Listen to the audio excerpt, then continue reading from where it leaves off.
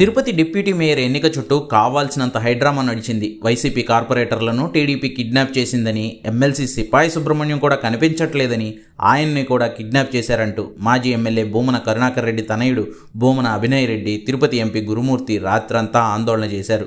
YCP కార్పొరేటర్లను ఎన్నికకు రానియకుండా దూరం చేసేలా వాళ్ళ ఇళ్లపై రాళ్లదాళ్లు చేశారంటూ ఆగ్రహం వ్యక్తం చేశారు. అయితే కార్పొరేటర్లు, ఎమ్మెల్సీ సిపాయి సుబ్రహ్మణ్యం మాత్రం తమనెవరూ కిడ్నాప్ చేయలేదంటూ వీడియోలను విడుదల చేయడం గమనార్హం.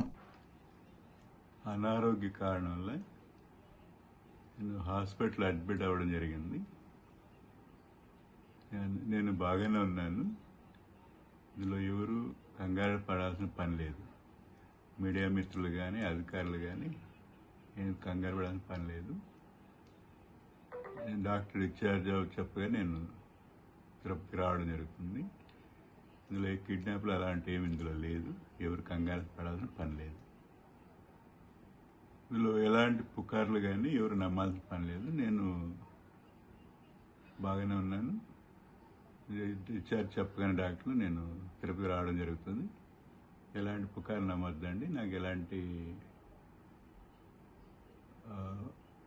భయపడాల్సిన ఆందోళన అవసరం ఏం లేదు.